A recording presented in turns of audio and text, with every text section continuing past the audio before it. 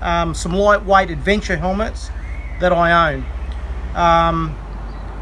All three of them are quite light.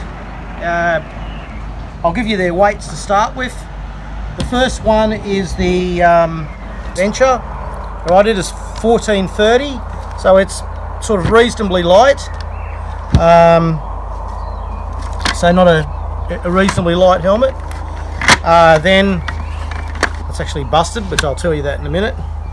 The Aireye, okay, it's 1270, and that's for a large. And the Nishua is also 1270, and it's a large. Now, I'll take you through these helmets individually. The Touratech, I've had this for about 2 years. I paid around, I got it for a really good price, but they're roughly around about $800. I got a little bit cheaper than that. Now, these Touratech helmets, they don't have a pop-down lens. They do have the actual ventilation. You can change that and put a ventilated front on, so you can remove that so it's an open ventilation.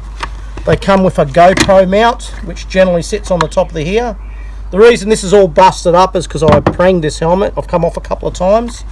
And it's also supposed to have a mount there that broke off to put your goggles around there. This is DOT and ECE approved, but as you can see, it's had better days. I don't think it was a very well built helmet. It had these latches here to basically put your peak on. They were quite easily broken. I had to replace them a couple of times. There's one of the broken ones there. Very, very flimsy little lens on there. Sorry, little clip bracket. And it was a nice light helmet. It was reasonably noisy. Wasn't that quiet. It was okay if you had earphones on. But I mainly bought it because I've got some crushed disc in my neck, and it was quite light. It did come with a pin lock, which I don't have, but it came with a pin lock as well. Anyway, this helmet is now stuffed, and I had to replace it. Okay, so then next, this is the Aireye. Okay, the Aireye Commander. Okay, this helmet, as I said before, weighs 1270. It's really, really light. So it's almost like 200 grams lighter than the Touratech helmet. It also comes with a pin lock, but and one really good thing I like about this, even because of the weight, it actually has the if I can get it down, has the pop down lens, which is fantastic. Ventilation is actually quite good on this helmet. It's got good ventilation. You can open and close right there, and up the top it also has, around the front here, has a ventilation port up there as well. Yep, this also is ECE and DOT approved. Now, I really like this helmet from a perspective of for a hold up if you come off. A lot of people want these clips out the side so they can easily remove their peak on it. I don't know why. I prefer something like this.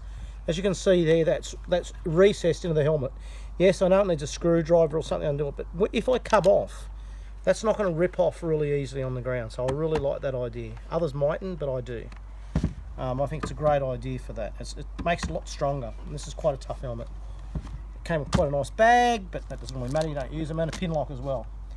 Now, I've also got the Nishua. The reason I actually bought the Aireye is because I ordered this from Germany, and it took so long to get here that I needed to get another helmet. So I got this one in the interim, and then I bought the Nishua. The Nishua has got a similar sort of clip on the side to the Touratech. They actually came with 2 spares, which I was quite happy about, and some other mounts there. So if you want to remove the peak and just to the Touratech, they actually came with 2 spares, which I was quite happy about, and some other mounts there. So if you want to remove the peak and just make it like a normal open face road helmet. This one's the same weight as the Aireye, but one thing it doesn't have is it doesn't have the visor, the fold down visor. It does have this little clip on the side, which that's supposed to be there so you can open and close it easily. Problem is you see that out of the corner of your eye when you're riding it.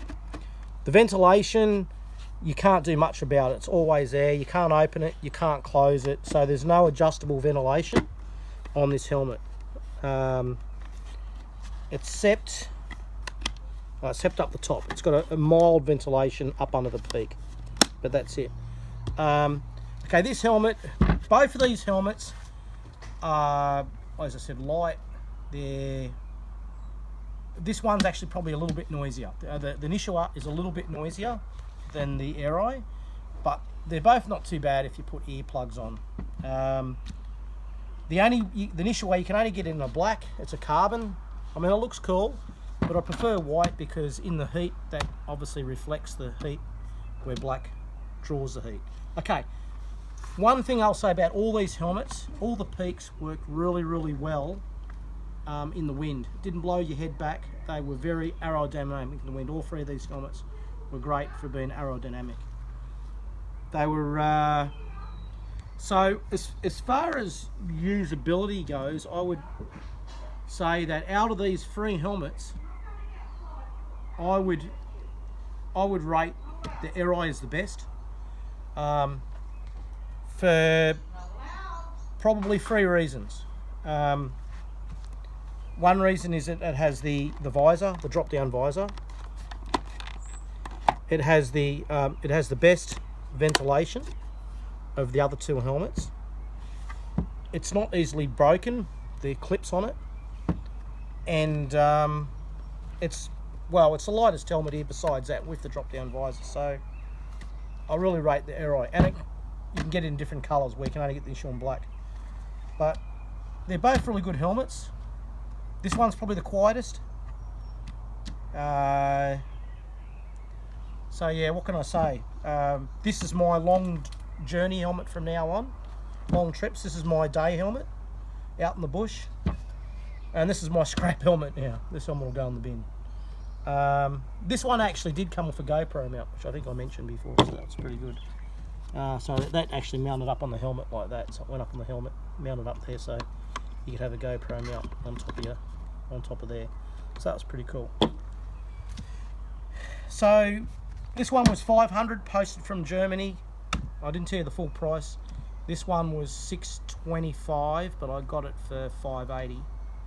I must admit I probably could have got it cheaper online. I bought it from a bike shop, and this one was around about 800, but I got it for around about 500. I got a real good special from a dealer.